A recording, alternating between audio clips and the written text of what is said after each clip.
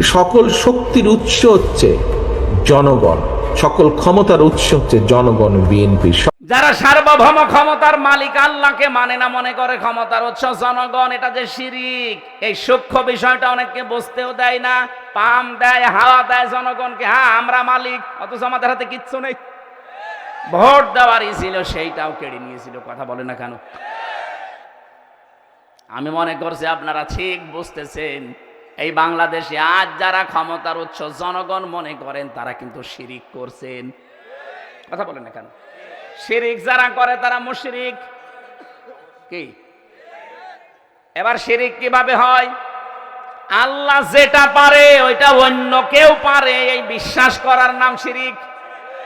সন্তান দিতে পারে শুধুমাত্র কে? অন্য কোনো বাবাও পারে, এ বিশ্বাস করার নাম। এরকম বিশ্বাস অনেক বাবা, অনেক মা, অনেক বউ করে না, তারা মুশরিক।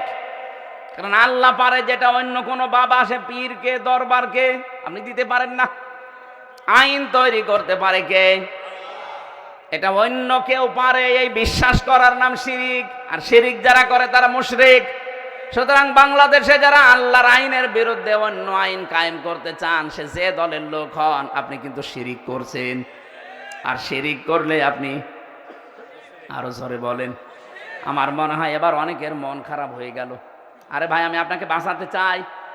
আমি কোরআনের চোখ লাগিয়ে দেখতে পাচ্ছি আপনি শিরিক করে অশান্তির সাগরে ডুবতেছেন দুনিয়ায়, আর মরণের পরে আপনাকে আল্লাহ জাহান্নামে ফেলবে বিনা বিচারে। কারণ মুশরিকদের কোনো বিচার নেই। কথা বলেন না কেন? কেন বললাম এটা বলেন তো? ইন্নাহু মাইয়ুশরিক বিল্লাহি ফাকাদ হারামাল্লাহ। অবশ্যই যারা শিরিক করবে, সূরা মাইদার আয়াত, আল্লাহ পাক বলেন জান্নাত তাদের জন্য হারাম, ওয়া মাওয়াহুন নার, আর জাহান্নাম তাদের আসল জায়গা। এই জন্য শিরিক যেন আমাদের বিশ্বাসে না থাকে।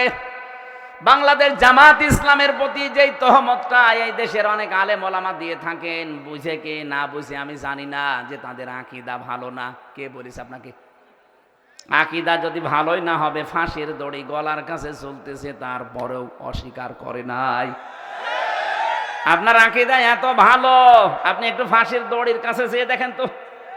মা গলায় নেওয়া লাগবে না, শুধু দড়ি এক হাত দূর থেকে দেখবেন, দেখলে আপনার ভেতরে সব শুকিয়ে যাবে। কত বড় বড় আল্লাহর ওলিকে দেখেছি ফাঁসির নাম শুনলে কান্নাকাটি করে। অথচ শহীদ মীর কাশেম আলী ফাঁসির নাম শোনার পরে মনে হচ্ছে শ্বশুর বাড়ি যাচ্ছে। মতিয়ার রহমান নিজামী এই জেলার জামাই, এ জেলা ধন্য। সে ফাঁসিতে যাওয়ার আগে বলেছিল, সন্তান আমি কি পায়জামা পরে গেলে ভালো হয় না লুঙ্গি পরে গেলে ভালো হয়? আপনি ফাঁসির দড়ির নাম শুনে দেখেন তো কেমন লাগে। আর তাদের মাত্র 3 ঘন্টা পরে ফাঁসি হবে, সেই ব্যক্তিও বলেছে, ভাই আমি 2 ঘন্টা ঘুমালাম, আমার ডেকে দিও 1 ঘন্টা পর। অথচ তার ছেলেটা গুম হয়ে আছে, ব্যারিস্টার আরমান, তার বউ ওই সময় আইসিইউতে ছিল। 3 ঘন্টা পরে যার ফাঁসি, তার দলীয় লোকজন সব পালিয়ে বেড়াচ্ছে, কেউ জেলে আছে, কেউ গুম হয়ে আছে। এই কঠিন পরিস্থিতিতে তার 2 ঘন্টা ঘুম আসলো কি করে আপনি বলেন তো? আপনার জীবনও মনে আসবে না, ব্রেনে ধরবে না। আমার তো সূরা হামিম সেজদার 30 নাম্বার আয়াত পড়ার পরে তার সাথে মিলিয়ে দেখেছি, আল্লাহ তাখাফু ওয়ালা তাহজানু ওয়া আবশিরু বিল জান্নাহ। ফেরেশতারা ওই সময় এসে বলে, ভয় পাবেন না, চিন্তা করবেন না। কিসের ভয়, কিসের চিন্তা? হয়তো ভয় হতে পারে, চিন্তা হতে পারে যে আমি এখনই যদি ফাঁসি হয়ে যায়, তাহলে আমার ছেলের কি হবে, আমার বউর কি হবে, আমার সন্তানের কি হবে, আমার বিশাল যে সম্পদ, লক্ষ লক্ষ মানুষের কর্মসংস্থান আমি বানিয়েছি, কি হবে এটা? এই চিন্তা ভাবনা আসতে পারে। এই জন্য ফেরেশতারা এসে বলে, 1 2 না, তাতানাজ্জালু আলাইহিমুল মালাইকা, বহু বছর আছে। 1 2 না, হাজার হাজার লক্ষাধিক ফেরেশতা ফাঁসির দড়ির সামনে এসে তাকে বলতে থাকে, ভয় পাবেন না, যেগুলো রেখে গেছেন এগুলোর কোনো চিন্তা নেই, আল্লাহ এগুলো সব দেখবে। মনে হয় শহীদ মীর কাশেম আলীর কানের কাছে ফেরেশতা কথা বলেছিল, নাই তো তার এই 3 ঘন্টা আগে 2 ঘন্টা জীবনেও ঘুম আসার কথা না। এই কথা বলে না কেন? এই মজলুম দলটার উপরে আন্দাজে আকীদা ভালো না, এই দোষ চাপিয়ে দেন। আকীদা আপনার ভালো। আমার মনে হয় এখন যে অবস্থায় আমরা এসে গেছি, সমস্ত ছোটখাটো বিষয় নিয়ে সব বাদ দেওয়া দরকার। আরে ভাই, যারা মুজতাহিদ, যারা গবেষক, তারা যে কোনো একটা বিষয়ে গবেষণা করে যদি ঠিক হয় 2টা সওয়াব পাবে, ভুল হয় 1টা সওয়াব পাবে। আপনি জিজ্ঞেস করেন আলেমকে, যে কোনো বিষয়ে শরীয়তের মাসলা মাসাইল নিয়ে যদি গবেষণা করে যদি ভুলও হয় তাও 1টা রসগোল্লা আছে, আর যদি সঠিক হয় কয়টা? আর আপনি তো কোনো চিন্তা ভাবনাই করেন না। সাজ্জাদ মাওলানা আবুল আলা মাওদুদী রহমতুল্লাহ আলাইহির নাম ধরে উল্টাপাল্টা কথা বলেন, জীবনে তার 5টা বই পড়ে দেখেছেন। 5টা বই যদি সঠিকভাবে আপনি পড়তেন, তার উপরে সমস্ত তহমত গুলো দিতেন না। আপনি তো ওই পর্যায়ে যেতে পারেননি। তাই এই জন্য আকীদার নাম তুলে যা করছেন, যে যে জায়গায় আছে তাকে ওই জায়গাগুলো ওই কাজ করতে দেন। বাংলাদেশ জামাত ইসলামী অর্থনৈতিক ভাবে এরা আল্লাহর ওলি।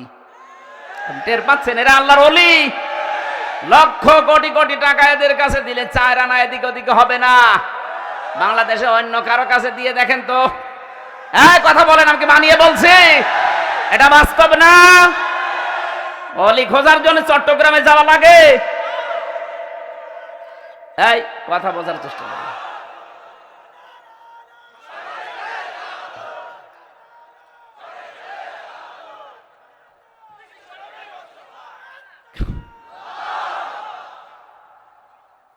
এখানে এই মাজলুম দলটার উপরে আমার মনে হয় উল্টা পাল্টা দোষ না দিয়ে তাদের প্রতি সহানুভূতিশীল হওয়া লাগবে। আজকে একটা সবচাইতে বড় এ বাংলাদেশের ভেতরে নাম করা মাদ্রাসা ঝালকাঠি NS কামিল মাদ্রাসা নেসারাবাদ, ওই জায়গায় ডাক্তার শফিকুর রহমান জামাতের আমির গিয়েছে। যে সৌহার্দ্যপূর্ণ আলোচনা হয়েছে, আমার মনে হয় সব জায়গা থেকে যদি এভাবে রেসপন্স আসে, দেশে ইসলামের বিরুদ্ধে কেউ আর থাকবে না। কওমি মাদ্রাসা হেফাজতে ইসলাম চরমনাই সহ ওনারা যে কাজগুলো করছে, ওনারা যে তালিমগুলো দিচ্ছে, ওই জায়গায় আমাদের যাওয়া সম্ভব না। ওই জায়গাগুলো তারা কাজ করছে, খুব ভালো কাজে আছে আলহামদুলিল্লাহ। কিন্তু রাজনীতি, অর্থনীতি, দেশ পরিচালনা করার জন্য যে যোগ্যতাগুলো দরকার, শিবিরের লোক, জামাতের লোক যেভাবে অর্জন করেছে, আপনি ওই জায়গায় যেতে পারবেন না। আপনি BCS ক্যাডার হতে পারবেন, এই লোকটা হতে পারবে। অনার্স মাস্টার্স করেছে, BCS পরীক্ষা দিয়ে যদি টিকে যায়, কালকে ওই SP হতে পারবে, ASP, এরপরে SP। আমি BCS ক্যাডার হওয়ার জন্য আমি কোচিংও করেছিলাম, পরীক্ষাও দিয়েছিলাম।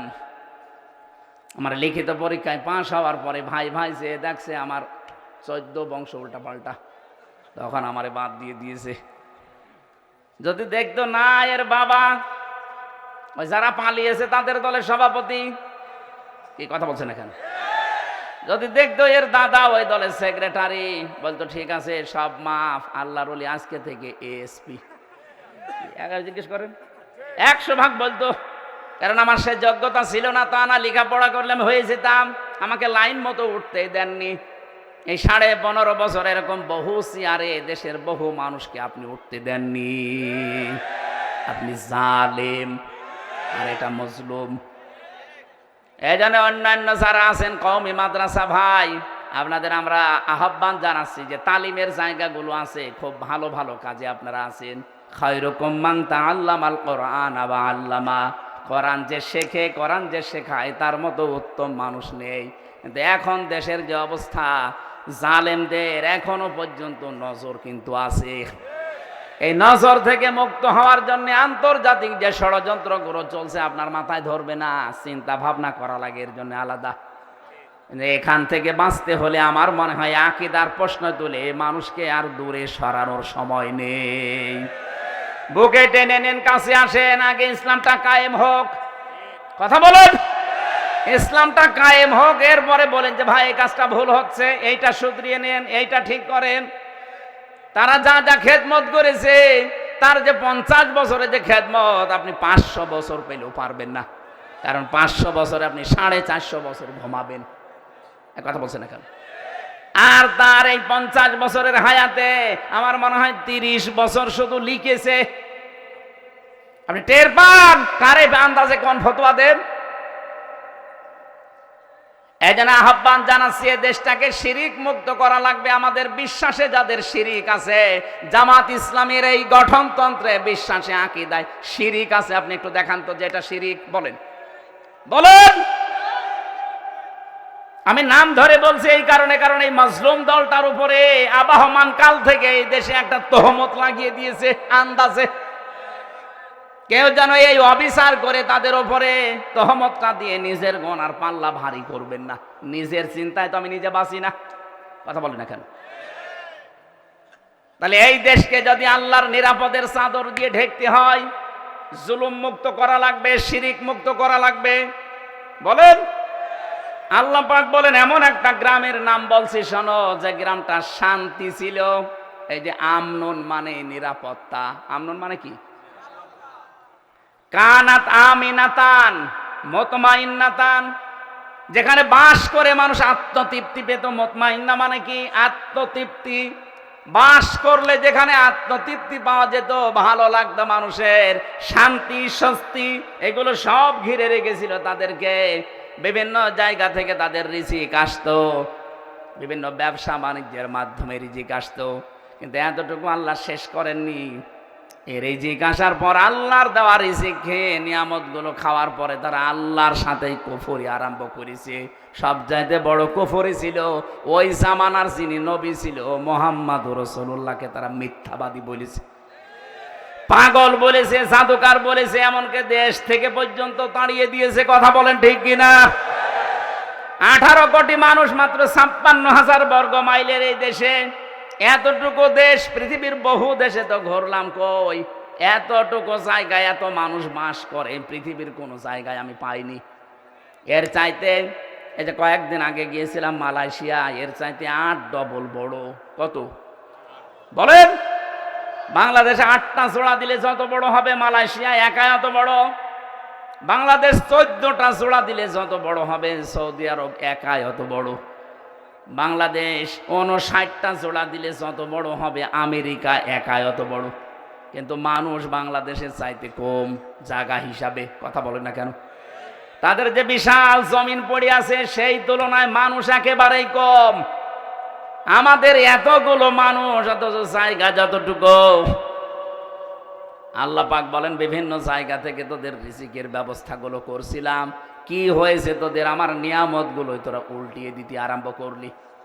পুরুষে পুরুষে বিয়ে, এই যে তহমত, যেটা কি বলে এর নাম, সমকামিতা আরম্ভ করলি। এইটার স্লোগান পর্যন্ত দিচ্ছে। 3 দিন আগে কুষ্টিয়ায় 2 মেয়ে আন্দোলন করেছে যে আমরা 2 জন বিয়ে করব, যদি বিয়ে না দেয় 2 জনে মরে যাব।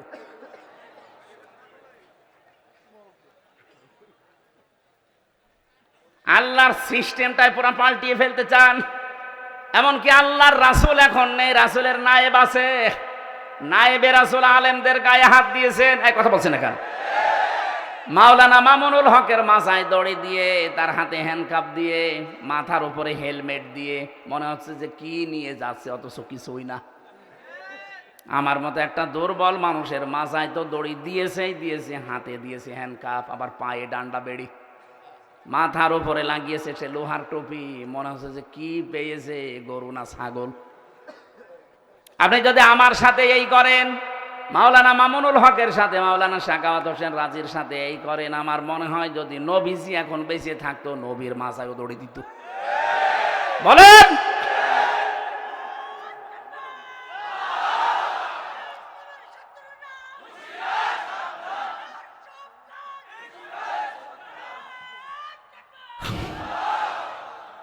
ঝিনাইদহবাসী, আমি এবার যেটা নিয়ে আসতে চাই, আল্লাহ রাব্বুল আলামিন বলেন, রাগাদাম মিন কুল্লি মাকানিন ফাকাফারাত বিআনউমিল্লাহি ফাআযাকাহাল্লাহু লিবাসাল জুই ওয়াল খাউফ।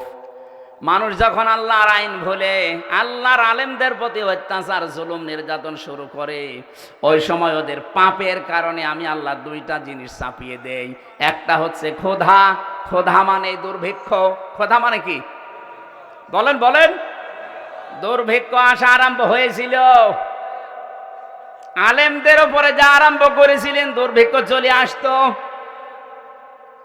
১৫০০ বছর আগে বিশ্ব নবীকে যখন ওরা তাড়িয়ে দিয়েছিল, বিশ্ব নবী যখন যাচ্ছিলেন নিজের ঘর থেকে বের হয়ে হিজরত করার সময় সেই জায়গায় দাঁড়িয়ে কাবার দিকে তাকিয়ে বলেছিলেন, কাবার মালিক আমি কিন্তু যেতে চাইনি, কাবার মালিক আমি খুব ভালোবাসি কাবাকে, কিন্তু এর নিষ্ঠুর সন্তানরা আমারে থাকতে দিল না।